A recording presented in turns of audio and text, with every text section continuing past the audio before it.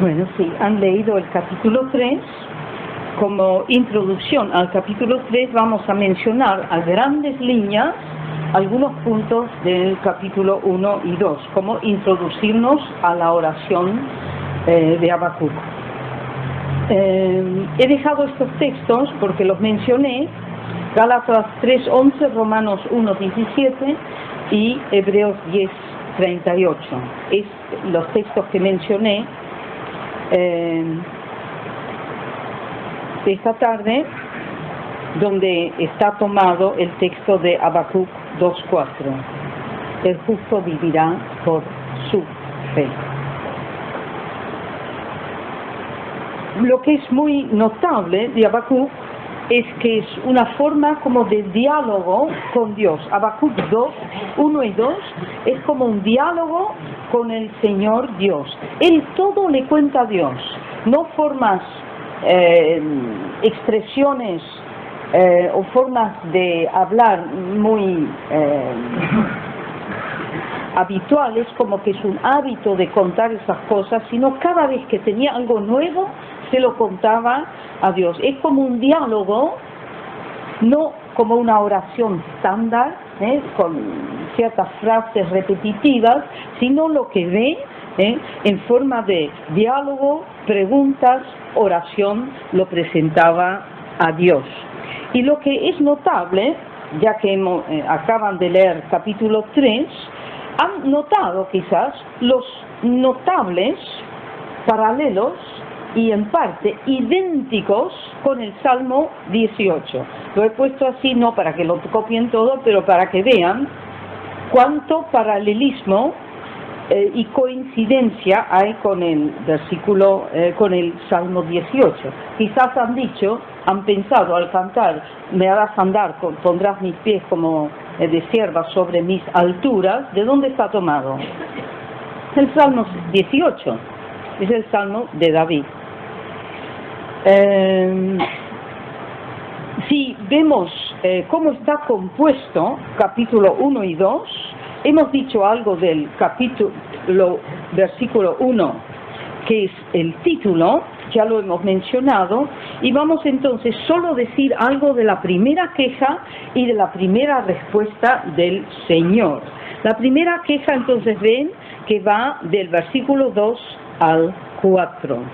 La queja pregunta, que le dice: ¿hasta cuándo, Señor, clamo y clamo a ti que hay violencia y no salvas? ¿Por qué me haces ver injusticia? ¿Por qué hay tanta angustia? Y, como dice en el versículo 4 al final, la ley, y aquí dice la Torá, es un punto importante, la ley, pero ley con mayúscula, la Torá, dice, está puesta esto. El verbo que aquí se usa, el versículo 4, la ley es debilitada, se pone aquí, pero el verbo es hacer esto, claro, es ponerlo a un lado, que es debilitarlo, o sea, hacer que no funcione. Pero está hablando de la Torá, dice la Torá es puesta así, al lado, o quiere decir, se ha debilitado, porque se ha dicho, ¿es reconocible o no? Violencia, angustia y la palabra de Jehová debilitada. No porque la palabra sea débil, no, la palabra es poder divino eterno. Pero el hombre le ha hecho así. Entonces termina con eso su primera queja. ¿Por qué me haces ver violencia? Y yo sé ¿se acuerdan la palabra jamás? Que por la violencia vino el diluvio. Ahora, por esa violencia en tu pueblo, que han hecho así a la Torá, la ley le han puesto así, la han dado por algo débil, la debilitaron, la destituyeron. Esa es su queja, pregunta primera. Se lo cuenta al Señor en clamor.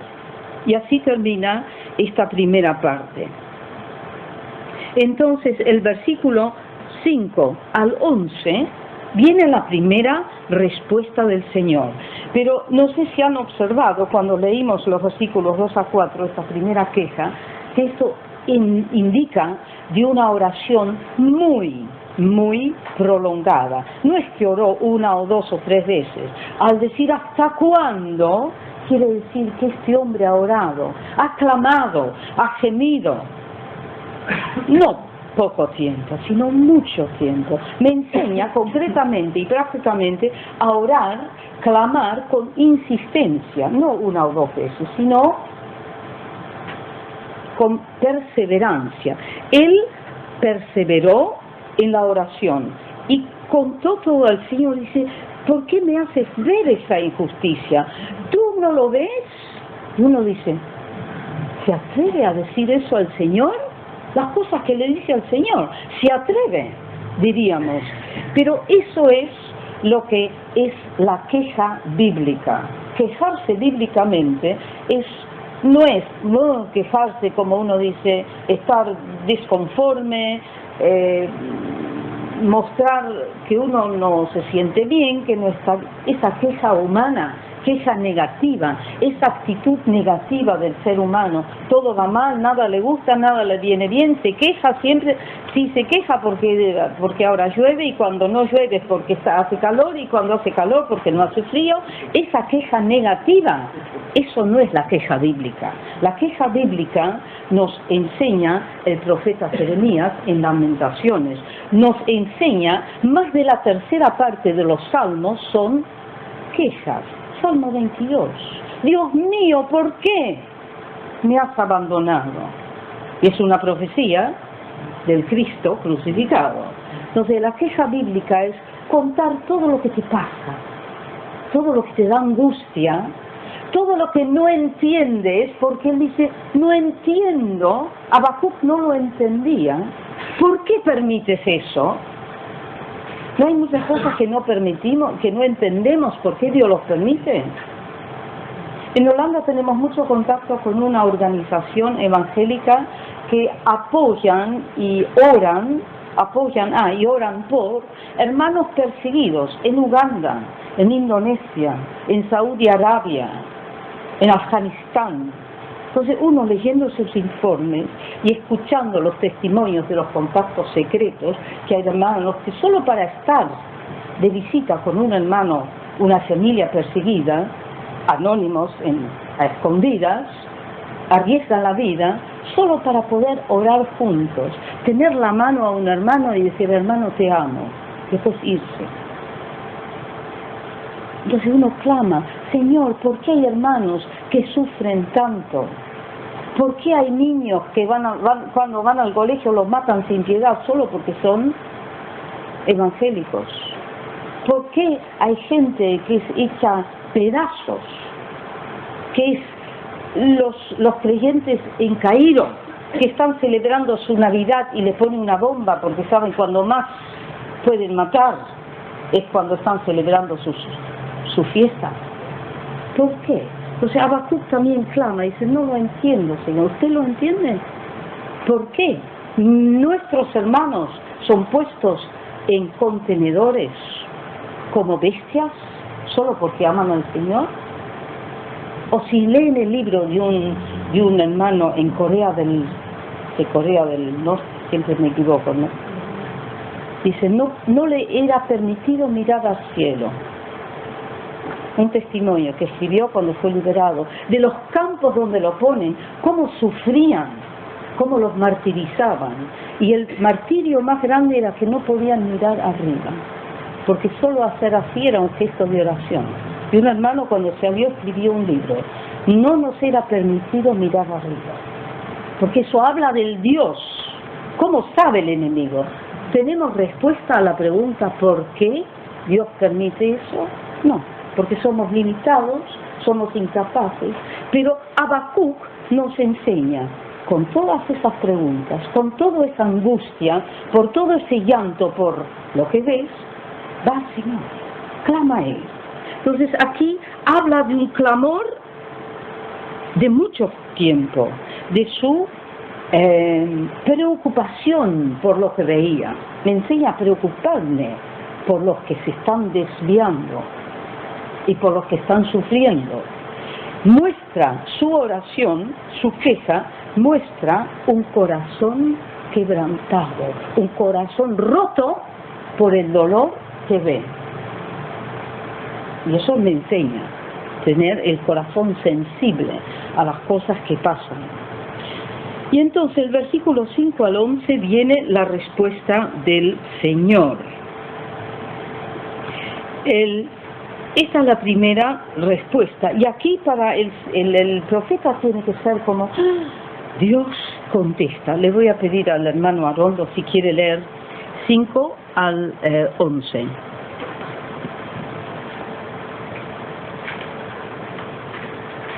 Unos 5, ¿no? Sí, perdón. Mirad en las gentes y ved y maravillaos pasmosamente, porque obra será hecha en vuestros días, que aun cuando se os contare no la creeréis. Porque he aquí yo levanto los caldeos, gente amarga y presurosa, que camina por la anchura de la tierra para poseer las habitaciones ajenas. Espantosa es y terrible.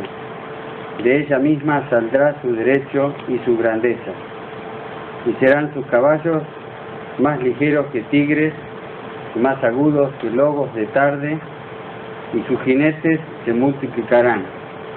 Vendrán de lejos sus caballeros, y volarán como águilas que se apresuran a la comida. Toda ella vendrá a la presa, delante de sus caras viento solano, y juntará cautivos como arena.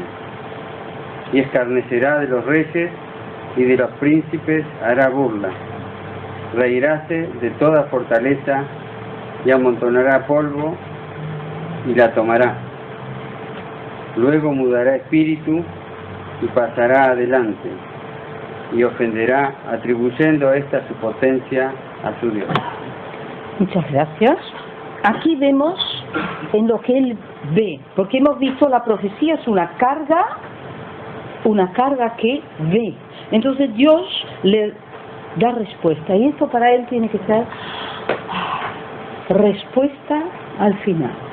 Pero no es posiblemente la respuesta que esperaba, pero Dios contesta. Y él, con eso, para el profeta ya es una alegría. Dios está, Dios me oye, Dios contesta. No es la respuesta que él desearía, pero es respuesta. Y al recibir respuesta, Dios muestra, yo te escucho, y yo estoy contigo, y te contesto. Ahora, te contesto no lo que desearías, porque entonces en el versículo 6 al 11 le da las características de los Kasdim, de los caldeos. Kasdim es la palabra hebrea para caldeos. Le dice primero cómo son, versículos 6 y 7. ¿Cómo son? Son amargos, presurosos, que quieren poseer todo, que quieren dominar, poseer, apropiarse lo que no es de ellos. Versículo 8. ¿Cómo vienen? Ya lo hemos visto, con caballos ligerísimos, más ligeros que tigres. Sabemos cómo son los tigres, ¿no? No solo que son ligeros, que son ágiles, pero atacan en el momento menos esperado. O sea, aquí hay una figura, no tenemos tiempo de entrar en todas las figuras que Habacuc aquí usa, y el versículo 10 y el 11 habla de su actitud. Se burla de todo, se burla y se ríe en la cara de todos los príncipes, de los reyes y todos los poderes que hay. Y el versículo 11 dice, y se cree Dios. Eso es la característica general de los caldeos. Y sobre todo en el versículo 11b habla de cómo son religiosamente hablando. Ellos mismos se consideran Dios. Ellos se han autoendiosado. Así son los caldeos. ¿Se imaginan que Habacuc podría decir, Señor, y este va a ser el instrumento que vas a usar para ejecutar el juicio sobre tu pueblo escogido? ¡Qué angustia para el profeta! Ese era su gran dolor. Y el Señor lo dice claramente en el versículo 6. Dice, yo levanto los caldeos. El Señor lo hace. Y también llama la atención en el versículo 5 al final, que yo ahora te doy la respuesta a Habacuc, pero no lo van a creer. O sea, el Señor también le dice eso. No dice así en el versículo 5 al final. Cuando se os contare, no lo creeréis. Bueno, dice, yo los hago levantar a estos enemigos, pero no lo van a creer. Qué duros que son. Entonces, aquí ha hablado el versículo, hasta el versículo 11 de la primera respuesta del Señor. No sabemos cuánto tiempo ha pasado entre el versículo 11 y el 12, pero en el versículo 12 viene otra vez una segunda queja. Aquí, versículo 12 al 17. Aquí viene la segunda queja, pregunta. ¿Y cómo entonces comienza en el versículo 12 el profeta diciendo? Aquí inicia su queja, pregunta, con una confesión de fe. ¿No eres tú desde el principio, oh Jehová, Dios mío, santo mío? Y después dice algo muy notable. Es una palabra que, entre paréntesis, los judíos, desde la Inquisición hasta la Segunda Guerra Mundial, hasta hoy en día, la han repetido, esta palabra: no moriremos. Sobre todo los judíos, esto entre paréntesis, esta palabra, no moriremos, fue el slogan de los judíos sefardíes en España. Cuando la Inquisición los perseguían y los apretaban en las tenazas, cuando eran puestos sobre ruedas para martirizarlos, decían, no, lo namut, ¿qué significa? No moriremos. Es lo que ellos tomaban de este profeta. Pero aquí dice en el 12a lo que podríamos llamar una confesión. Aquí comienza y nos enseña, cuando hablamos con el Señor y presentamos nuestras quejas, y sabemos que una queja bíblica es presentar todas nuestras angustias, todo nuestro dolor, todo lo que nos preocupa, todas nuestras cargas por la obra, por lo que vemos a Dios. Comienza invocando a Dios y confesando quién y qué es Él. Desde el principio, dice, desde antiguo, desde antes de Génesis 1, tú eres, oh Jehová, mi Dios y mi santo.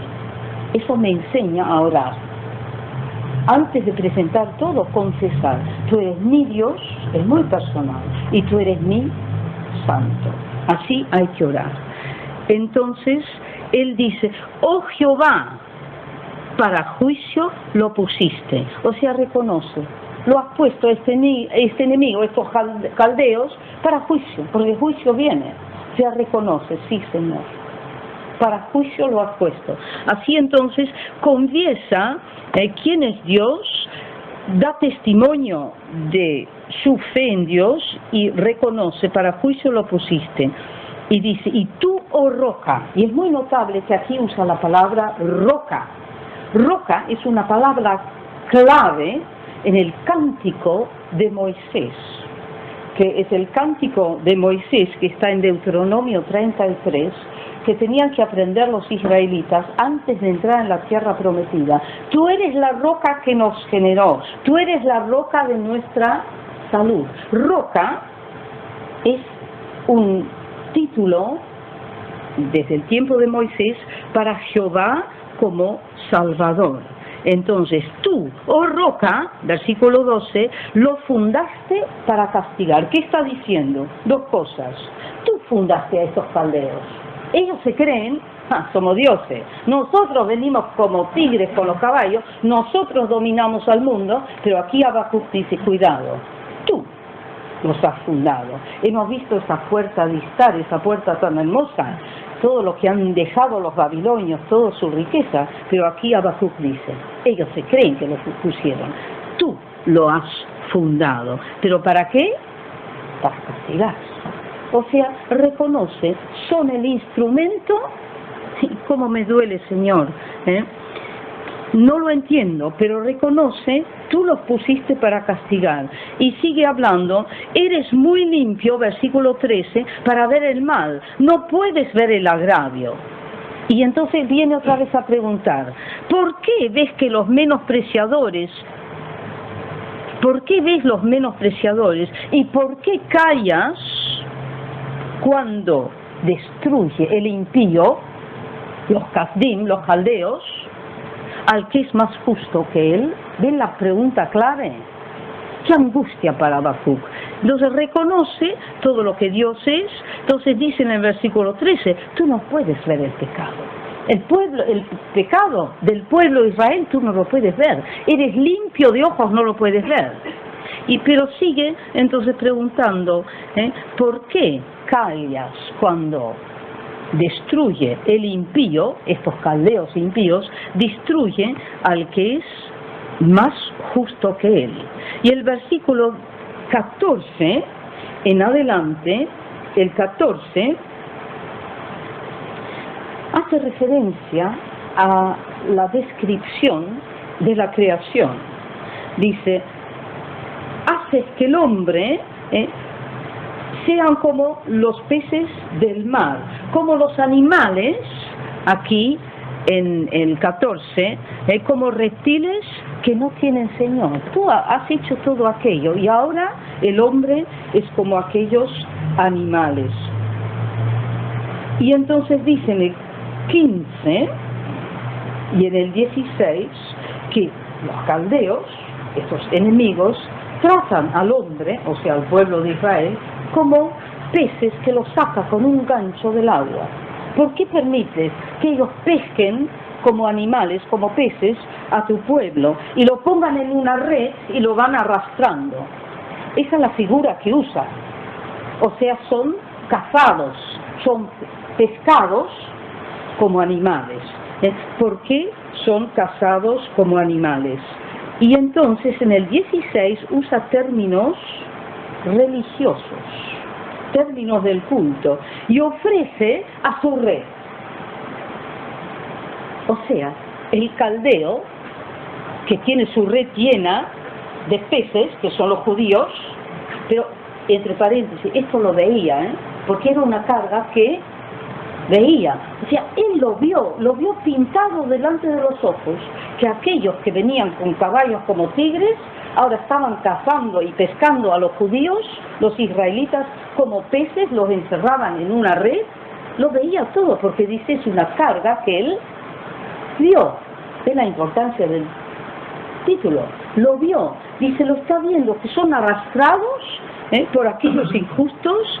Y el versículo 16 dice, y ofrece a su red, como diciendo, esto son términos de culto.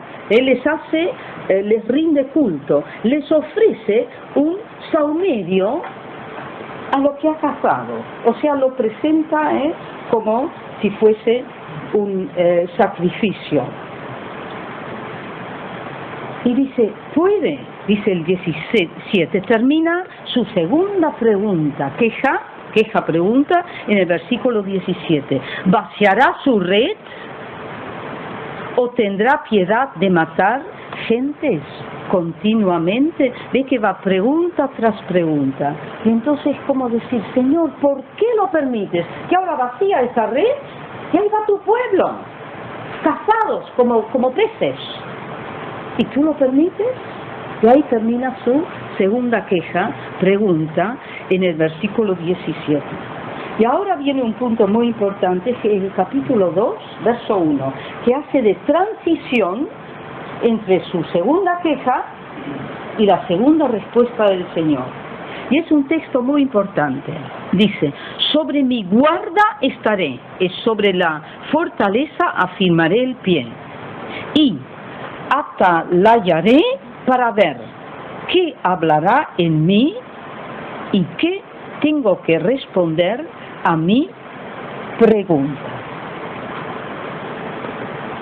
Esto es como introducción a la segunda respuesta del Señor y como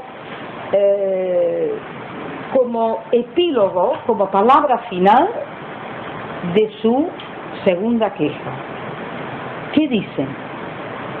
Dice, me puse en mi lugar de guarda. Aquí el profeta, y esto nos enseña algo muy actual. No me voy a arrinconar, a llorar, a quejar qué mal que está el mundo, son señales de los tiempos y meneamos la cabeza, qué mal que está todo, y está todo mal. Aquí dice, y este es un texto, cuando vi este texto dije, este para la inauguración de la escuela bíblica, me puse como un guarda, como una atalaya, me puse sobre mi puesto, ocupé mi lugar. Entonces no hay que irse, decir qué mal que está todo, reconocer que todo está mal, pero ocupar el lugar de un atalaya, porque así dice, me puse en mi lugar de guarda, ocupé mi lugar aquí dice, en la fortaleza, o sea, una pared de fortaleza, de defensa, o sea, como una atalaya, como un guarda, ocupa su lugar donde el Señor lo puso. Sea ahora lo transportamos aquí ahora, en nuestro contexto, sea en la sociedad, pero sobre todo en el contexto eclesial. Ocupa tu lugar. Ponte como una atalaya en la fortaleza. Y una atalaya está para vigilar, estar alerta, mirar y, si es necesario, actuar en defensa. Y una atalaya, ¿qué hace? Ahí viene el peligro y avisa a los demás. Entonces dice, me puse en mi lugar. Nosotros humanamente hablando diríamos, ahora sí, estoy tan cansado, me retiro, me voy a mi casa, me encierro, no quiero saber más de nada. ¿Ven la diferencia entre decir son señales de los tiempos y todo está tan mal, y ponerte como una atalaya en la defensa? Y entonces dice, para ver qué hablará en mí, o sea, qué hablará en mí el Señor, si estaba esperando la respuesta. Y él sabía, me fui muy lejos. En esta segunda queja me fui muy lejos. Le dije, Señor, ¿cómo permites? Lean los versículos anteriores. Fue atrevido con Dios, pero no le faltó respeto. Dijo todo lo que le angustiaba, todo lo que no entendía. O sea, se puede decir mucho al Señor, siempre que sea con un corazón humilde, reverente y sometido, no rebelde. Aunque yo no lo entiendo, yo te amo, estoy sometido a ti. Esa es la diferencia. Entonces, él sabía, le pregunté mucho al Señor. Y entonces al final dice algo muy notable. Miren lo que dice al final del versículo 1 del capítulo 2. Para ver qué tengo que responder a mi pregunta. ¿Ven el punto? Porque uno diría, ¿qué me vas a responder tú, Señor, a mi pregunta? Pero él lo expresa en dos partes. Para ver qué hablará en mí, o sea, qué me va a decir a mí el Señor, en mí, en mi corazón, en mi alma, adentro mío. Aquí el texto dice, en mí, dentro mío. ¿Qué va a hablar? Estoy alerta, estoy esperando. ¿Qué va a hablar de mí? Y después se da cuenta, ¿y qué tengo que contestar yo? Porque así lo dice, ¿qué tengo que contestar yo a mi pregunta? ¿Ven el punto notable? Porque uno diría, ¿qué me vas a contestar tú a mi pregunta? Que él tiene conciencia que le preguntó tanto al Señor, y la palabra que aquí al final del versículo 1 del capítulo 2 se traduce con pregunta, no es la palabra usual, común para pregunta. Es una palabra mucho más fuerte. Es una palabra muy difícil de traducir, que algunos lo interpretan como investigación. Es más que pregunta, es algo de indagar, mi indagación. Pero también es una palabra que reconoce, tengo que dar cuenta. Por eso dice, ¿qué tengo que contestar yo a mi indagación? Porque sabe, ahora el Señor me va a contestar y yo voy a tener que dar cuenta. Entonces, esta expresión tan notable, ¿qué tengo que responder yo a mi indagación, a mi pregunta? Está reconociendo, yo que pregunté tanto, voy a tener que dar cuenta, voy a tener que actuar de acuerdo con lo que el Señor dice. En la práctica eso significa el que mucho pregunta, o la que mucho pregunta, y le presenta mucho al Señor, muchas preguntas, va a recibir muchas respuestas. Y muchas respuestas significa contestar a las tareas que el Señor te va a dar, porque el que mucho pregunta va a recibir mucho. Entonces, Él aquí dice, ¿qué tengo que responder yo ante todo lo que yo pregunté? ¿Está claro el punto? Yo pregunté tanto, ahora estoy atento, ¿qué tengo que contestar? O sea, Él está alerta, está atento, y está en su punto de defensa, de guarda, está en la fortaleza.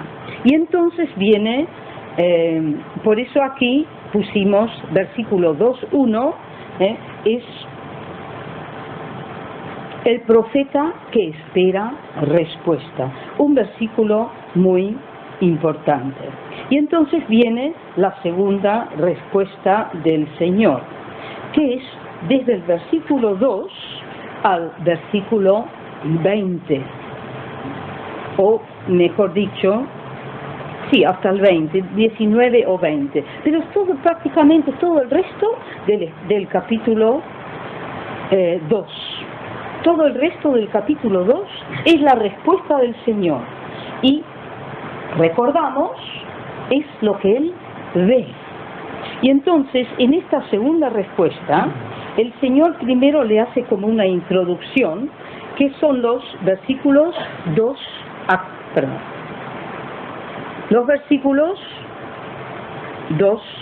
4. Ahí el Señor contesta, el Señor responde y me dijo, escribe la visión, ve que está en visión, escribe la visión e engrábalo, le dice, declárala, inscríbela en tablas.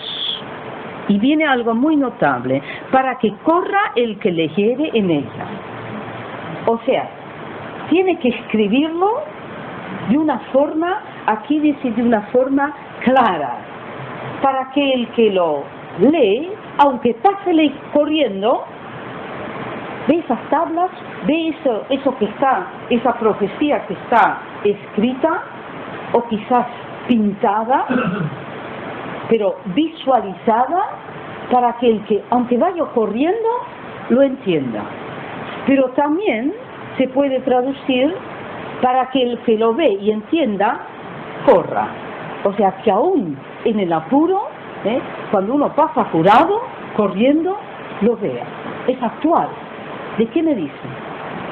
El mundo que corre, hay que hacer todo lo posible para que entiendan el mensaje de la urgencia, que el tiempo es corto. Cada día es uno menos del tiempo de la gracia. Y el que no se convierte, se pierde. O sea, aquí está hablando muy claramente, grábalo de una manera, escríbelo de una manera tan clara, que el que pasa corriendo lo entiende, pero también a la inversa, que el que lo entienda se ponga a correr. ¿Hacia dónde? Hacia el Señor. O sea, que se ponga el que pasa en movimiento. O sea, expone el mensaje profético que el castigo viene, si no se convierten, expónelo de manera tan clara que aún corriendo lo entienden, lo miran y lo entienden. Y si lo entienden, se ponen en movimiento, que se muevan. Y entonces, en la introducción a esta segunda respuesta dice, porque la visión tardará todavía un tiempo. Aquí está hablando del tiempo final, un tiempo establecido. Mas al final hablará, no mentirá. Aunque tardare, espéralo. Versículo 3, que sin duda vendrá, no tardará. Y entonces termina la introducción de esta segunda pregunta, y aquí se enorgullece aquel cuya alma no es derecha en él, o sea, es el enemigo, el inflado. Aquí habla del enemigo, el que no reconoce al Señor, inflado, cuya alma está inflada, no está derecha en él. Y aquí viene esa palabra tan conocida del 2:4. Pone un contraste. Habacuc habla mucho en contraste. Está el hombre inflado, con su alma torcida, pero el justo vivirá por su fe. Es ese texto que Pablo lo toma y lo aplica, lo escribe en Gálatas, lo escribe en Romanos 1 y lo escribe en Hebreos 10. Y entonces viene, después de esta introducción, y vemos qué importante es esta introducción, porque Pablo lo usa vez tras vez tras vez.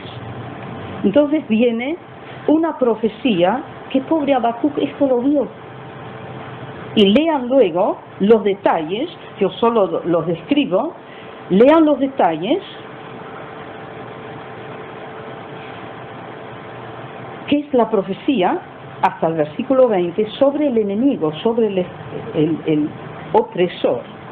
Y es una forma muy gráfica y habla en forma casi poética, con un preludio, que son los versículos 5 y 6. Dice que peca por el vino, es un hombre soberbio, y dice, se ensanchó como el infierno su alma, y como la muerte que no se hartará. ¡Qué tremendo! Así describe el opresor, que es traicionero como el vino. Y entonces es orgulloso, no se satisface como el infierno. Aquí entonces es como la muerte, que no se satisface. Y aquí dice como el que siempre está buscando más. El versículo 5 al 6 es entonces el preludio a la descripción en forma de 5 ayes del enemigo. Luego lo pueden leer, solo los mencionamos. El versículo 6 al 19, entonces habla de 5 ayes. Ay del, ay del, ay del, ay del, ay del. Entonces el versículo 6b al 8 habla, 6b, ay del que multiplicó lo que no era suyo. O sea, habla aquí del que edifica y multiplica sobre lo que no es de él. El que roba, el que se apropia de lo que no es de él. Es propio lo que hacían los babilonios, los caldeos, apropiarse de lo que no era de ellos. El versículo 9 al 11, si lo leen, versículo 9 al 11, dice, ay del que codicia, maligna codicia, para su casa, por poner en alto su nido. Ay del que codicia, es el que abusa, por su codicia, abusa de los demás. Ahora, fíjese, cada ay y cada aspecto descrito del enemigo, si no es actual. El que edifica sobre lo que es robado, ¿lo reconocemos hoy en día? Sí, ¿no? El que abusa, el abusador, ¿es actual? Sí. Los versículos 12 al 14, hay del que, y yo puse esclavos, del que trafica y que abusa y maltrata a esclavos. o gente que tiene en su poder, los hace trabajar, el que abusa de esclavos. Es un resumen.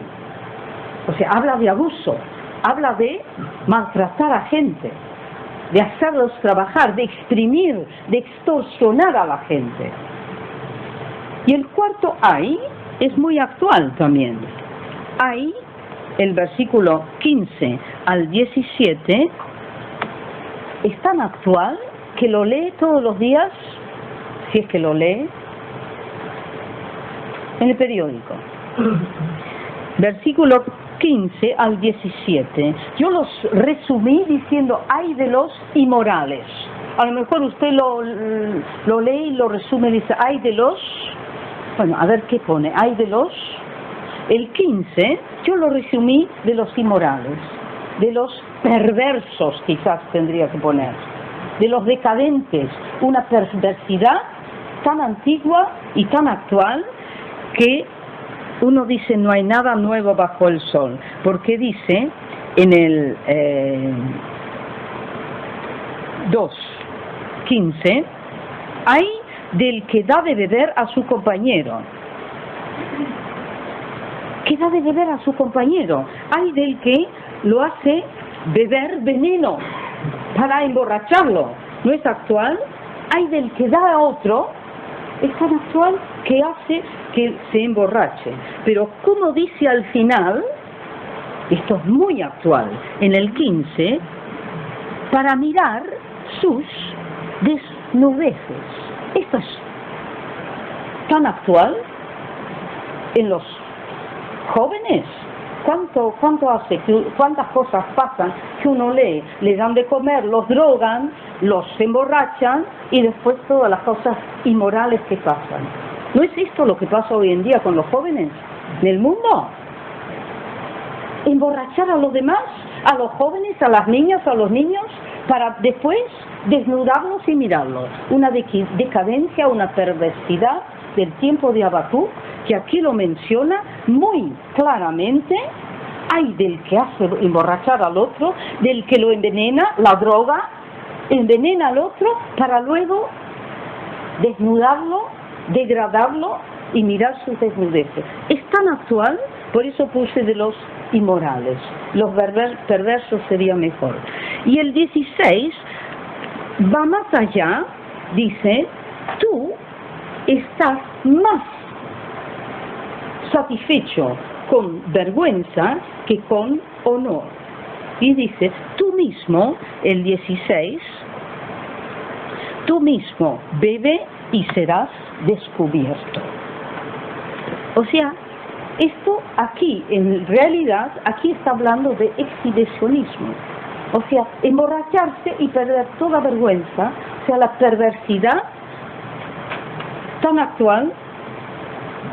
Entonces el último ay, después de esta cosa tan perversa, va a otra perversidad. Ay del idólatra. Versículos 18 a 19. ¿Qué sirve la escultura? Si el que lo esculpió es un ser humano. O sea, está hablando de estatuas, de imágenes, como dice el Salmo 115. Tienen boca pero no hablan. Tienen oídos pero no oyen. Tienen ojos que no ven. Entonces dice el 19 y dice, usted me dirá, todavía no escuché el ay. No, es verdad. El último ay de los idólatras, para llamar la atención, no comienza con diciendo como el primero, el segundo, el tercero y cuarto, ay de los, ay de los, ay de los, ay de los. Aquí primero habla de qué le sirve la escultura que esculpió el que la hizo, y dice si es una imagen, es un objeto muerto, y recién para llamar la atención el ay viene en el versículo 19. Ay del que le dice al palo, despiértate, y a la piedra muda, levántate. O sea, aquí llama la atención que el último ay viene en el medio de la descripción. Esos son los 5 ayes. Y termina en el versículo 20, pero el Señor Jehová está, después de todo eso, y repito, lo vio.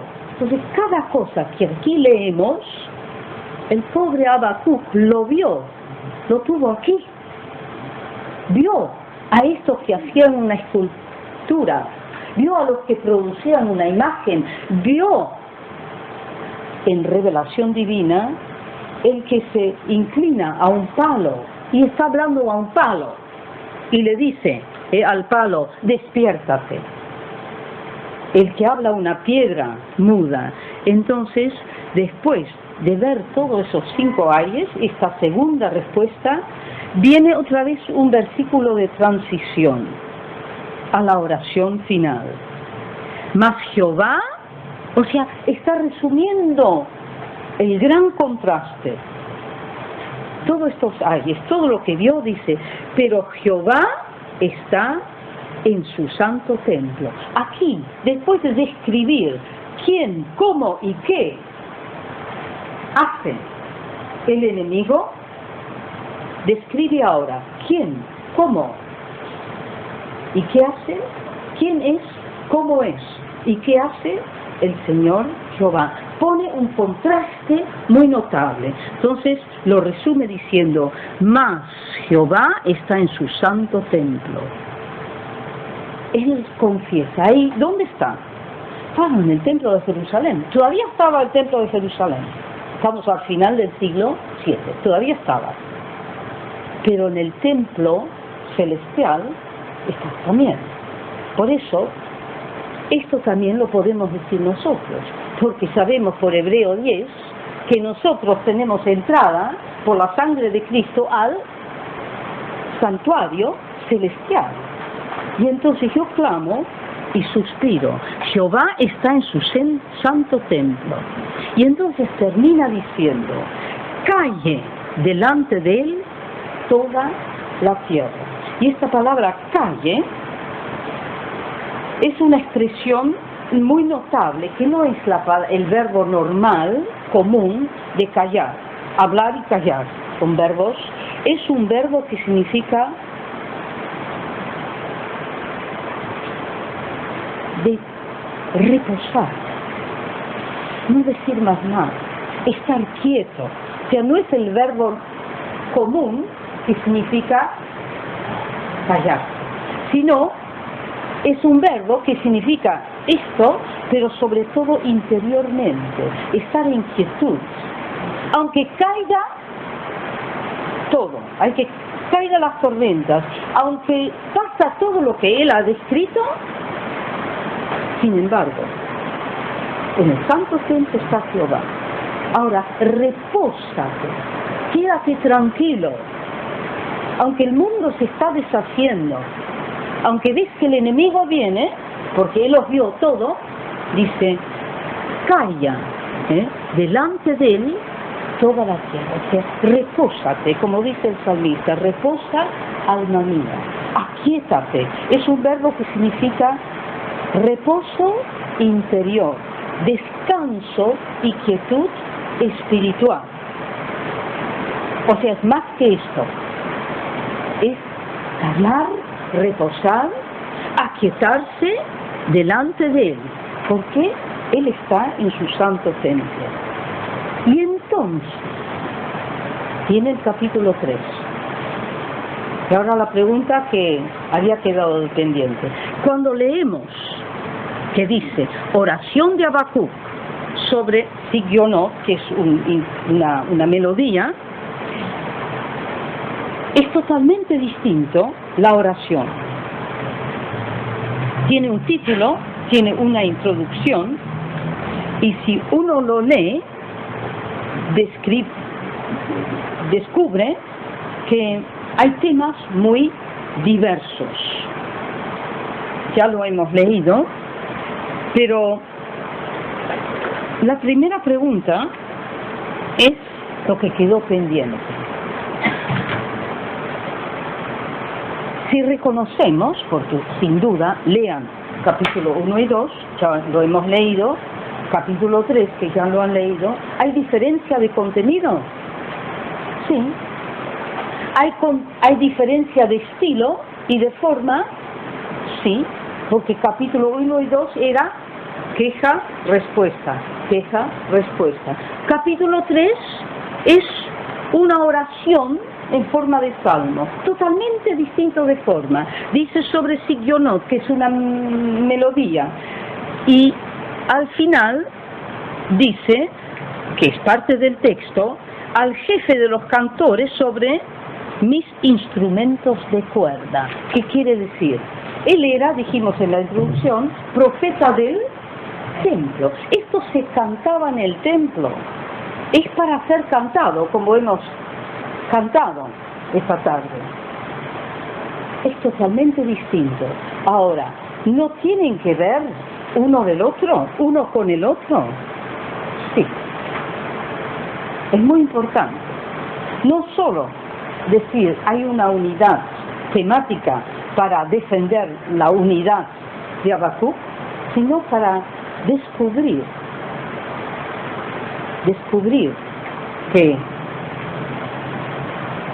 de la respuesta del Señor, cuando uno sabe que el Señor contesta, aunque si es una respuesta que no esperas, cuando el versículo 20 del capítulo 2, reposas, ese es el punto, cuando te aquietas en el santuario celestial, lo dice, Jehová está en su santo templo, calla delante de él todo el mundo, toda la tierra, o sea, acállate, aquíétate, en el templo está él, allégate, como dice Hebreo 3, entonces sí,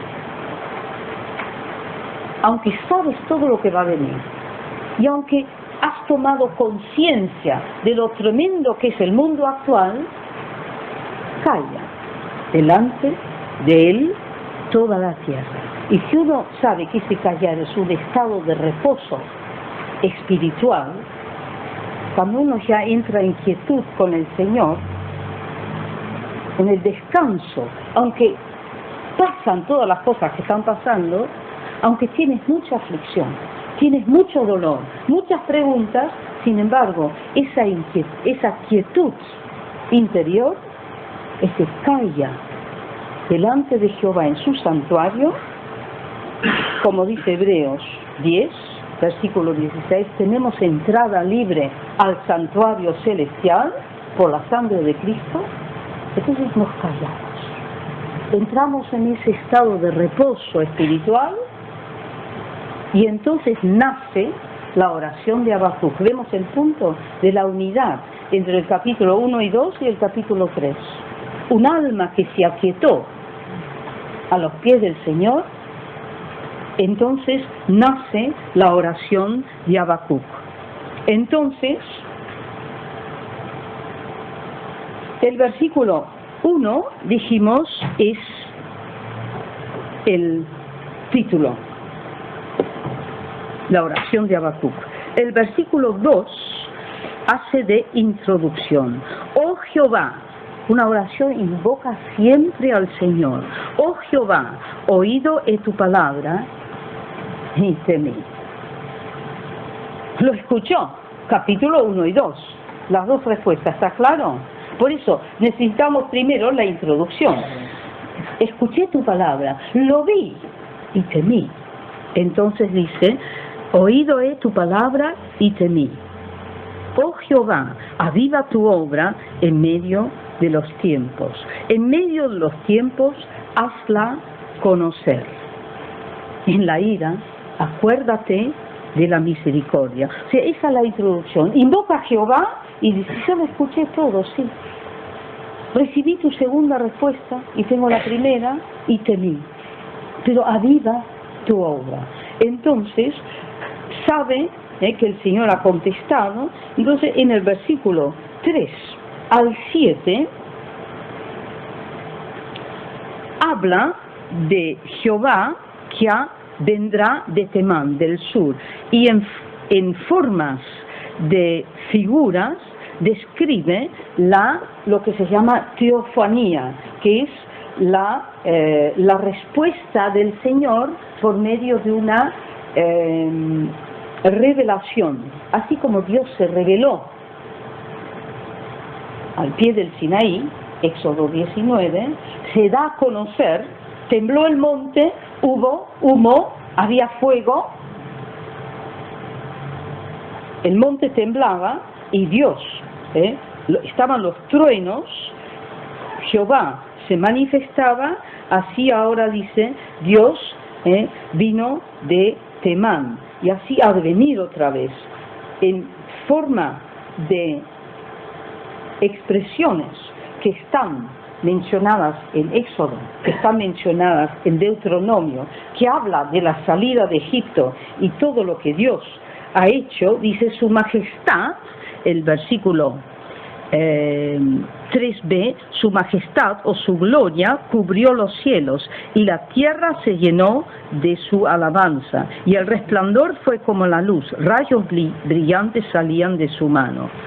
Entonces está hablando de todo lo que Dios ha hecho en el pasado, cuando Él se manifestó para librarlos de Egipto, para mostrar su grandeza. Entonces Él vuelve al Señor en oración usando esas figuras del pasado. Lo que sería un trabajo de muchas horas, cada expresión, cada figura, ponerle el texto bíblico pertinente, porque mucho es tomado de Éxodo, de Deuteronomio, de los Salmos. Entonces lo resumimos, versículo 3 a 6, es la respuesta del Señor, el Señor que se revela. El versículo 8 al 12 habla del poder del Señor contra todos los poderes. Si leen el versículo 8 al 12, como ya lo ha hecho, descubrimos que en forma de preguntas repetitivas, en su oración, Habacuc habla del poder de Jehová en contra de los poderes de la naturaleza, los ríos, los vientos, los caballos, los enemigos, las majestades, o sea, el poder del Todopoderoso contra todo tipo de poder, natural o humano. Y entonces dice el versículo 8, tu ira estaba contra la mar. ¿A qué se refiere? La ira de Dios contra el mar. La salida de Egipto, cuando el mar se abrió. Cuando subiste sobre tus caballos, es una forma de hablar, y sobre tus carros estaba escrito salud, salvación. Son figuras poéticas para describir cómo el Señor abrió el mar sobre cuando Él hizo salir a Egipto con sus carros de salud. Entonces el versículo 8 al 12 habla del poder del Señor. Y lo enfatiza más en la porción siguiente, 13 a 15. Si leen todos esos versículos anteriores, ven que habla en figura muy gráfica del poder del Señor. Algunos textos van a decir inmediatamente, esto lo conozco de tal y tal pasaje. Por ejemplo, el versículo 11. El sol y la luna se pararon en tu estancia. ¿A qué se refiere? Josué, Gideón, cuando la luna y el sol, ¿verdad? El tiempo de Josué. Y hay otros pasajes que quizás dirán a qué se refiere, pero cada texto aquí refiere a una realidad histórica, a una realidad que habla del poder de Dios contra todo. Y entonces enfatiza en el 13 al 15 cómo el Señor usó ese poder para liberar a su pueblo. el 13 al 15. Saliste para salvar tu pueblo, para salvar con tu ungido. Habla de cómo Dios ha usado ese poder que se describe en los versículos anteriores para salvar a su pueblo. Y entonces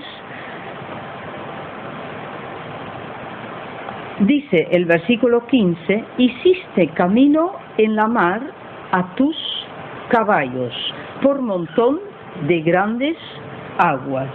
Y entonces aquí termina esa inscripción poética con muchas figuras de la historia, de la naturaleza, de distintos aspectos de la obra y del actuar del Señor. Después de esa parte viene una parte final. La parte anterior, reconozco, es más difícil porque hay muchos textos, habría que mencionar para decir a qué se refiere. Pero entonces viene la parte donde la oración va terminando en el versículo 16 al 19b, que es la reacción primera de Habacuc. Oí y tembló mi vientre, a la voz se batieron mis labios. Pudrición se entró, o sea, debilidad entró en mis huesos y en mi asiento me estremecí. O sea, esto nos recuerda a quién? Daniel 10. Cuando él tuvo esa revelación y no podía levantarse, se debilitó tanto. O sea, él lo escuchó todo, dice, y se lo dice en oración al Señor. Lo escuché y me conmoví todo de adentro. Estaba temblando, dice. Se batieron mis labios, o sea, reconoce que tiene como una reacción física. Aquí lo dice, lo describe. Lo ha tenido Daniel, lo ha tenido Ezequiel, ese tipo de reacción física ante un impacto de Dios, porque es un ser humano de hueso y carne. Entonces, a mí me impacta leer en Daniel 10 como Daniel dice que no podía levantarse ante semejante revelación, se debilitó todo. Bueno, a Habacuc le pasa algo parecido. Pero entonces dice en el 16b, si bien, y sabe la que se viene, estaré quieto en el día de la angustia. Ya le contó todo al Señor. Le contó todo. Dice, y ahora estoy temblando. Tengo hasta una reacción física.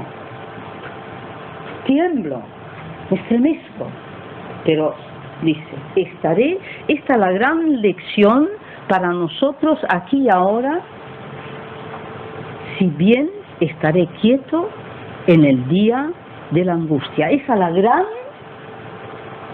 consolación de la oración de Habacuc. Y entonces dice, después de eso, cuando dice estaré quieto en el día de la angustia, empieza a tomar conciencia y dice, sí Señor, vendrá. Y va a pasar esto.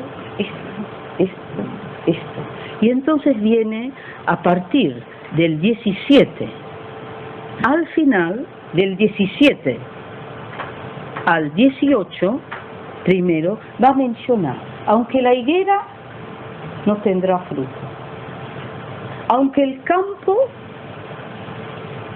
ya no tendrá trigos, aunque no habrá vacas, aunque no habrá ovejas, y menciona, no tenemos tiempo de estudiarlo, pero menciona higuera, vid, olivo, vino, o sea, vid, el vino, el olivo, la higuera, las vacas y el cordero, las ovejas. Son específicamente, justo y en ese orden, mencionado en Deuteronomio, cuando el Señor dice, si me habéis de obedecer, tendrás esto y esto. Menciona estos elementos, estos 5. Pero si me habéis de desobedecer, no habrá comida, no habrá fruto, no habrá aborto, no habrá vacas, no habrá ovejas. O sea, menciona lo que está en el manual de su conducta, Deuteronomio. Si me habéis de obedecer, aquí se puede leer Deuteronomio 28 hasta el 30. Y esto significa que él dice, por la desobediencia va a faltar lo que tú has dicho en Deuteronomio 28 al 30, lo que iba a faltar en tiempo de apartamiento de ti. Y significa también algo muy importante, que estos son justamente, no solo lo que es para subsistir, para vivir, pero sí eran también justamente los productos para ofrecer al Señor en las fiestas de alegría de peregrinación. Justo era eso, los primeros frutos. Quiere decir que él dice, no tendré el gozo de ofrecerte ni lo mejor del campo, ni el mejor de las vacas, ni lo mejor de las ovejas. Está diciendo, no tendré la alegría, si estudian las fiestas de peregrinaje, habla del gozo de poder ofrecer al Señor lo mejor de la vaca, lo mejor de las ovejas y lo mejor del campo y lo mejor de los frutos. No tendrá ese gozo. Y entonces dice, con todo, por eso dice, no tendrá ese gozo, no tendré ese gozo. Tendré el dolor de saber que falta todo eso porque desobedecieron, Deuteronomio 28, con todo, por eso dice, me alegraré. Yo me alegraré en el Dios en Jehová, me gozaré en el Dios de mi salud. Jehová, el Señor, es mi fortaleza. Aquí repite el Salmo 18, pondrá mis pies como de siervas y me hará andar sobre mis alturas. Y esto es una figura muy poética, muy natural, muy gráfica y muy reconocida. Pero habla, el pie de los siervos, si uno lo ve en Israel, es una figura muy gráfica, van en una zona desértica, por las alturas, que uno dice, pobres, ¿de qué viven? Yo los he visto en la zona más pelada, rocosa, digo, ¿de qué viven? Es una cosa que dice, estos pobres siervos, ¿de qué viven? Con esas patitas tan elegantes, van saltando sobre las alturas de uno a otro. Y digo, ¿cómo no se matan? Porque van de una altura a la otra, tienen un caminito así que digo, ¿cómo andan? Y un precipicio que uno dice, cuando van saltando, ¿cómo no se matan? Esa es la figura. Suena tan poético, pero habla de una realidad muy gráfica. No tendrá que al campo nada. No tendré el gozo de poder ofrecerte lo mejor del campo, lo mejor del ganado, pero me gozaré en ti. Y cuando llegara el momento que estaré en la zona agreste, pelada, no habrá nada, y es muy actual. ¿Quién de nosotros a veces no te parece que vas sobre las rocas, no tienes nada, y que vas como las siervas, saltando de un monte pelado al otro y piensas, falta poco y me voy para abajo? Dice, pero pondrá, en ese estado, pondrá mis pies como de sierva y me hará andar no sobre tus alturas, sobre esos montes pelados donde a ti te toca andar. El Señor te da este texto, pero a mí, porque dice es personal, sobre mis alturas. Cada uno, como obrero del Señor, tiene sus alturas. No dice me hará andar sobre las alturas, no sobre mis alturas, o sea, sobre mis rocas, sobre mis peligros, sobre mis tristezas. Ahí yo me gozaré en el Dios de mi salud, y ahí Él pondrá mis pies como de siervas. Que el Señor nos bendiga cuando nos toque andar sobre nuestras alturas, de recordar esta lección de Habacuc. Con todo, yo me gozaré en el Dios de mi salud. Y ahí significa el Dios de mi Yeshua, que es el nombre de Jesús, el nombre del Salvador. Yo me gozaré en Él, y Él pondré mis pies, Él me hará andar sobre mis alturas. Amados hermanos, que como dice el versículo que hemos estudiado, dice, estaré sobre, como atalaya, vigilante. Como vimos este versículo, estaré como atalaya, mirando y atento, y sabiendo que el Señor nos quiere dar su gozo, nos da su gozo, mientras andamos vigilantes y andamos sobre nuestras alturas. Que el Señor nos bendiga y nos ayude en esta andanza como siervos así sobre nuestras alturas, de que seamos fieles recordando esta lección hermosa del profeta Habacuc. Me gozaré en el Dios de mi salud. Él nos hará andar sobre nuestras propias